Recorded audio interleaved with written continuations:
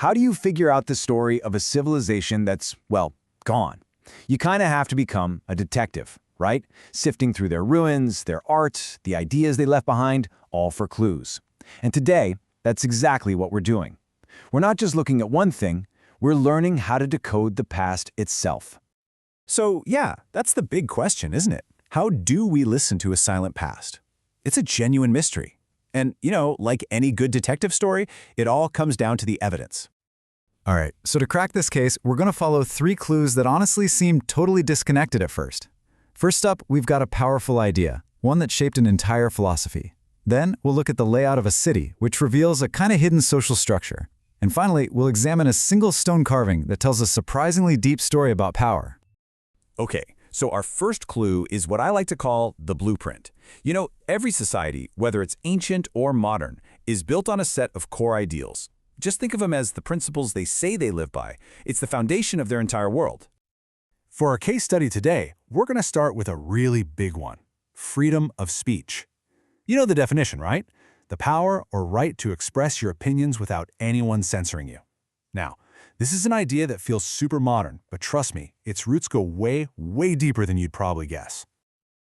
So yeah, you might think free speech is a recent thing, but its roots stretch back for millennia. Seriously. The very first seeds were planted by ancient Jewish prophets and those Athenian philosophers. And get this, it actually became law for the first time in Athens way back in the 5th century BCE. A lot of historians think that's a huge reason the city became such an intellectual powerhouse. Of course, it took centuries of struggle before it was written down in things like the US Constitution, and then, finally, spread across the globe in the 20th century. So what was the point of all this? What was the goal? Well, this quote absolutely nails it. The idea was to create a free market of ideas. The thinking goes like this: in this marketplace, it doesn't matter who you are, rich, poor, powerful, whatever. Your ideas have to compete on their own merit. The best ones rise to the top, the bad ones fall away, and in the end, that strengthens the truth and makes society better for everybody. It's a beautiful blueprint, at least in theory. But, and this is where our detective work gets really interesting. That was the official story, right? The high-minded ideal. So, what was the reality on the ground? What was life actually like for the average person? And that brings us right to our second clue. We're going to shift gears now, moving away from the abstract world of ideas and into the very concrete world of ancient Rome. Let's see if the reality in the streets lived up to that grand ideal. So picture ancient Rome. You've basically got 2 completely different worlds living side by side in the same city. On one hand, you have the domus. These were the sprawling townhouses of the elite. We're talking urban palaces. But then, on the other hand, you had the insulae. These were the cramped, crowded apartment buildings where almost everybody else lived. And the absolute poorest people? They were shoved into tiny single rooms called cella, way up on the top floors, often with no light, no water, nothing. And the scale of this difference is just staggering. Records from the 4th century suggest that for every 1 elite domus in Rome, there were about 25 insulae apartment units. Think about that. This clearly wasn't a society of equals living out some shared ideal. It was a city defined by a massive, massive wealth gap. I mean, you can literally see the social order written right into the brick and mortar. These apartment buildings were basically social pyramids. The higher up you lived in the building, the smaller and poorer your apartment was, and the lower you are on the social ladder. It's a perfect physical reflection of the power structure. A pretty far cry from that whole free market of ideas, right? Okay, so we have the ideal on one side and this stark reality on the other. So how did the society bridge that gap? How did they justify this massive hierarchy? Well, for that, we have to turn to our third and final clue: the messages they carved in stone. Take a look at this. This is the grave stele of Hegeso. It's a funeral monument from Athens, around 400 BCE. Now, at first glance, it just looks like a quiet, maybe even a sweet domestic scene, but this is so much more than a portrait. It's a very carefully crafted piece of social messaging, and it was designed for everyone to see and understand. So let's break down the visual language here, the iconography. Look at Hegeso, the mistress. She's seated, which is a sign of leisure. She's the dominant figure, carved to be physically larger than her attendant. Her clothes are really elaborate. And what's she doing? Just casually picking out some jewelry.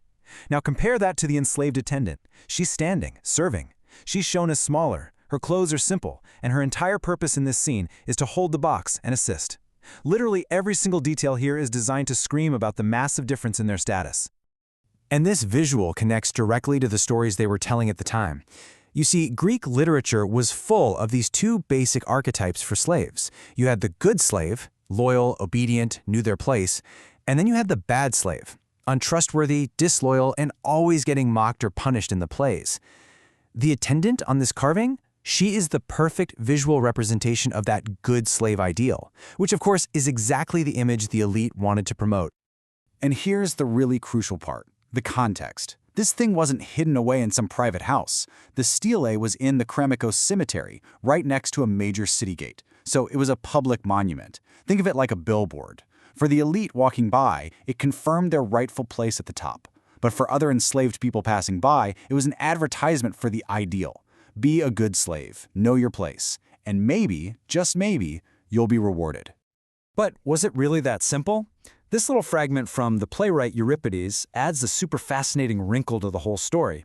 He suggests that a so-called good slave might have actually been seen as a traitor by other enslaved people. And that hints at a much more complex social dynamic, right? A hidden world of resistance and resentment just simmering below the surface of that calm, quiet marble scene. So when you put all three of these clues together, the idea, the city, and the carving, you can start to move beyond just a simple, surface-level reading of the past. We can start to build a much more complete and, frankly, a much more honest picture of how this society actually worked. And right there, that gives us our toolkit, a way to read any civilization, past or present. Step 1. Look at the ideal. What are the values they claim to have? What's their blueprint? Step 2. Look at the reality. How did people actually live? What do their buildings and social structures tell you? And finally, step 3, look at the message. How does their art, their culture, their stories, how does it all justify the gap between the first two? And that, of course, brings it all back to us, right now. We've just decoded the messages from a world that's long gone. But it leaves us with one final, pretty urgent question to think about.